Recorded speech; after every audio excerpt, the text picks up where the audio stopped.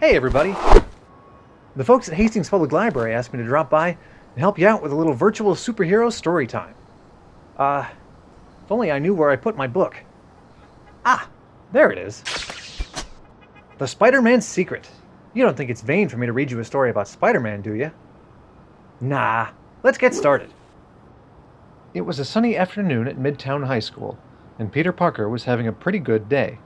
He'd gotten an A on his book report and aced a math test. It was such a good day that Peter was sure something would come along and ruin it. That something was Mr. Warren's science class. Peter loved science. It was his favorite class. But when Mr. Warren introduced a special guest, Peter's spider sense went wild. "Students, meet Mr. Petty. He has something to show you." Mr. Petty smiled at the class. He then wheeled in a large crate. He tapped once on the crate. There came a loud whirring noise. Then the crate opened up. From the inside, out rolled a large green robot. "Allow me to introduce the living brain." The students gasped as the robot beeped and clicked. Peter's spider sense kept on tingling. That meant something was wrong.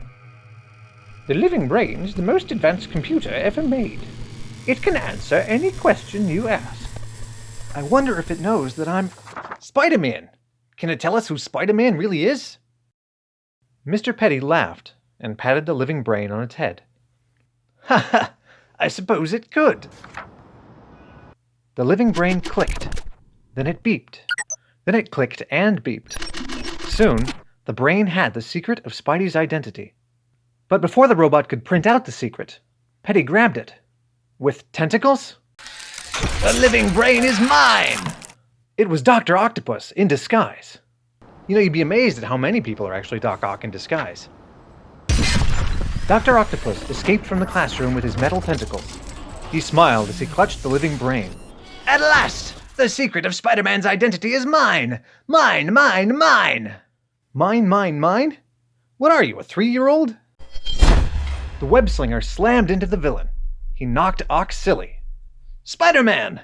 Fight all you want, wall-crawler. Your secret will be mine." I have to get the living brain away from Doc Ock. But how?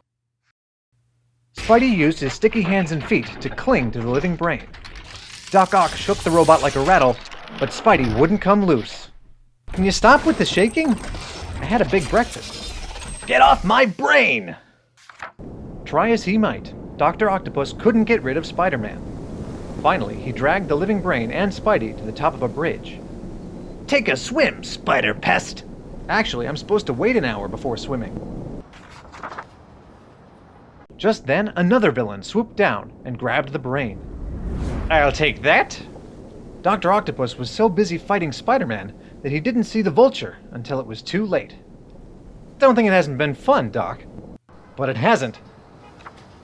But the vulture discovered the hero was hanging from his leg. "Spider-Man! Soon I'll have your secret!" Didn't Mama Bird ever tell you not to count your chickens before they hatch? Using his spectacular strength, Spidey pulled himself up the web line. Then he jumped onto the vulture's back. "You want to know a secret? You're going to jail." "Get off my back! The living brain is mine! Mine, mine, mine!"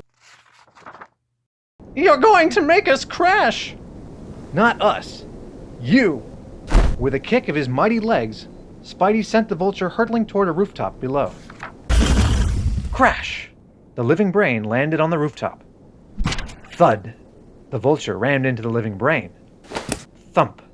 Spider-Man dropped down next to the vulture. "Okay, brain, it's back to school time." But just as the wall crawler reached for the living brain, his spider sense began to tingle. Danger! Hey, wait a second. Isn't that Ant-Man? Wow, that little guy really gets around. Thunk! Before Spider-Man could react, he was attacked by his old foe, Mysterio. "I'll take that, robot." But the Master of Illusion looked a little different. A little huge. The villain knocked Spider-Man away from the living brain. The webbed wonder took a flying leap at the giant Mysterio, but he went right through him. "Looks like you missed, webhead." Oh, I wouldn't say that. Scrish! With both fists, Spidey smashed a small machine behind the huge Mysterio. Just like that, the giant vanished, and the real Mysterio appeared. That giant was just an illusion. And now Before Spider-Man could finish his thought, his spider sense started to tingle again. Danger. Scratch! A pumpkin bomb exploded. Spidey knew it could mean only one thing. The Green Goblin! What is this, a supervillain convention? Some goblin sparks for your secret identity, Spider-Man. The Goblin started to throw everything he had at Spider-Man. Electric frogs, ghost bombs, and boomerang moons. Isn't it a little early for Halloween? Spider-Man dodged, ducked, dipped, and dove. The Goblin couldn't hit Spidey, no matter how hard he tried. Spider-Man landed atop a small chimney. He heard a click, then a beep, then a whir. He saw something that made him smile. Okay, Gobby, I'll give you one free shot. The Green Goblin was out of patience and tricks. He grabbed his last electric frog and hurled it at Spider-Man. At the last second, Spidey jumped out of the way. Standing right behind him was the living brain. Zuck! The electric frog hit the brain. All at once, the robot seemed to lose control. It clicked, beeped, and whirred, smashing the small chimney with its arms. Then, it went after the Goblin. The brain picked up the Goblin and spun him around, and around and around. When it looked like it was done spinning him around, it spun him some more. Save me from the living brain! It's going to explode! The Goblin looked pretty sick. Hang on, Gobby. Good or bad, Spidey saves them all. Dow! The living brain exploded. The secret of Spider-Man's identity was safe. I've got one more for you, officers. Thanks, Webhead. All in a day's work for your friendly neighborhood Spider-Man. And there you have it.